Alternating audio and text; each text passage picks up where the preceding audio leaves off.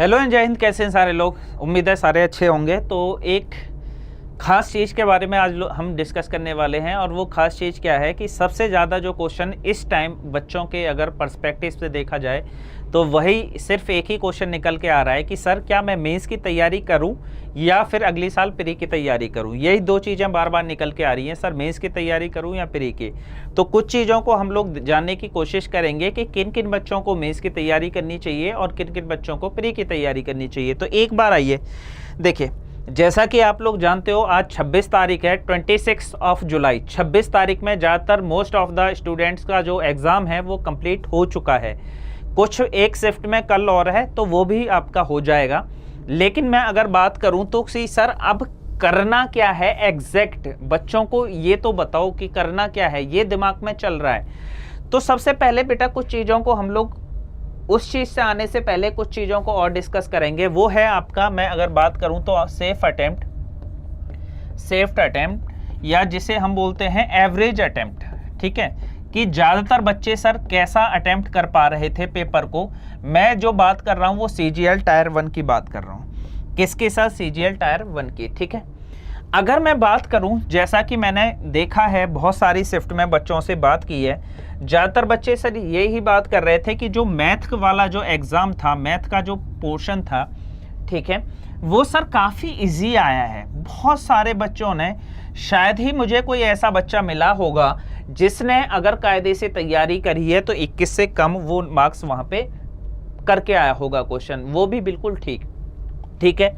अगर मैं बात करूं तो रीजनिंग, ठीक है, रीजनिंग का अगर मैं बात करूं तो पेपर तो थोड़ा सा आसान था लेकिन लेंदी था, लंबा था, टाइम कंज्यूमिंग था, जिसकी वजह से मैं इसको आपको मॉडरेट लेवल पे डालता हूं, मॉडरेट पे।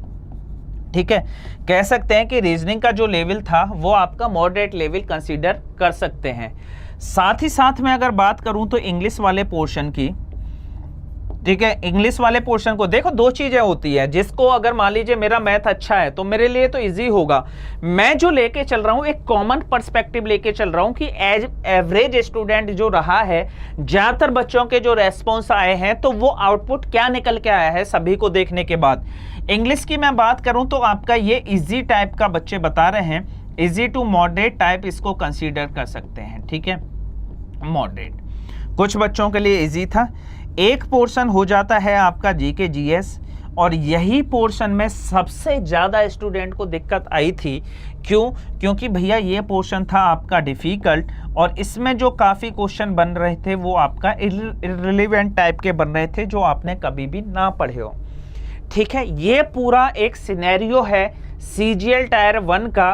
एक्सेप्शन आर ऑलवेज देयर, ऐसा नहीं है कि हर शिफ्ट में ये, किसी में मैथ आसान आया है रीजनिंग टफ हो गई है, किसी में रीजनिंग टफ आया तो मैथ आसान हो गया है, वो बहुत ज़्यादा चेंज नहीं हुआ। अगर मैं ओवरऑल बात करूं तो ये लगभग आपका एक बेसिक आइडिया सा है।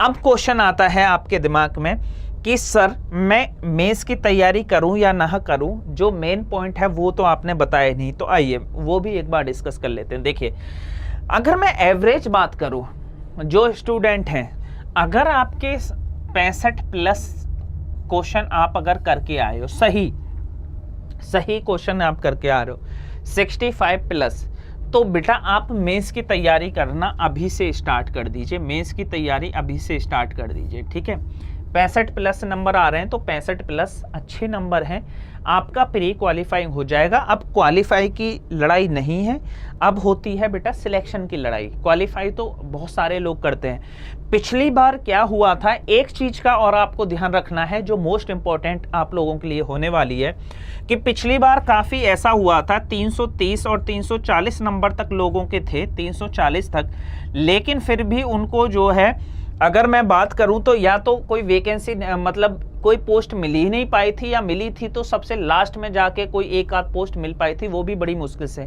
ऐसा क्यों हुआ सर? ये तो बड़े अच्छे मार्क्स हैं, 330 340 की अगर मैं बात करूं तो 330 भी काफ़ी अच्छे मार्क्स हैं। उसका रीज़न ये था, जो ये वाला जो सेगमेंट होता है ना, जो आपके मेंस में होता है बेटा, ये कौन सा वाला, कंप्यूटर सेक्शन, बच्चों ने इसको इग्नोर कर दिया। क्या पढ़ के गए थे? इनपुट आउटपुट, ये बेसिक सी चीज़ें। लेकिन भाई मैं सही मायने में बात करूं तो मैंने इंजीनियरिंग कर रखी है कंप्यूटर साइंस से ही, जो क्वेश्चन थे पिछली बार मैंने भी एनालिसिस कराया था मेंस का, वो आपके बीटेक लेवल के क्वेश्चन थे, मतलब काफी डीपली पूछा गया था बेटा, डीपली। अब वो वाली चीजें नहीं है, हालांकि था तो क्वालिफाइंग नेचर का, लेकिन हुआ क्या था कि बहुत सारी वैकेंसी ऐसी थी सीजीएल में शामिल जिनमें कंप्यूटर का क्वालिफाइंग करना बहुत ज़रूरी था। अगर आप क्वालिफाई नहीं कर पा रहे थे तो वो वैकेंसी में आप अप्लाई भी नहीं कर सकते थे। तो जिसकी वजह से क्या हुआ, मार्क्स तो आपके अच्छे बने थे लेकिन ये कंप्यूटर क्वालिफाई नहीं था, तो बच्चों को थोड़ा सा इसका खामियाजा भुगतना पड़ा था। तो अभी से आप लोग स्टार्ट कर दीजिए। साथ ही साथ जिन बच्चों के 65 प्लस हैं, मेंस की तैयारी करना चाहते हैं, मेंस का बैच आपका आ रहा है 1 अगस्त से। 1 अगस्त से आपका नया बैच आ रहा है। कहाँ पर? ऑलिव बोर्ड एसएससी पर जाके एप्लीकेशन पे आप लोग ज्वाइन कर सकते हो, या फिर सबसे आसान तरीका यह है कि आप ना सुपर एलाइट बैच ज्वाइन करना, जिसमें सारे के सारे आपको सुपर एलाइट, सारे के सारे जितने भी आपके पहले कोर्सेज हुए हैं या आगे आने वाले कोर्सेज हैं सारे शामिल होंगे।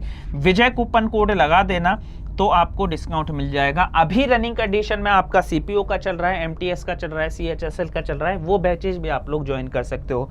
कहने का मतलब सीधा सा इतना है कि आपका अगर 65 प्लस है तो आप सेफ जोन में हो, मेंस की तैयारी करना स्टार्ट कर दीजिए।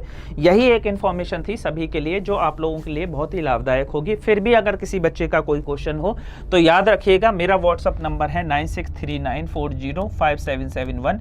आप इस पर मुझे मैसेज करके आपकी कोई भी क्वेरी हो, कोई भी क्वेश्चन हो, आप मुझसे पूछ सकते हैं।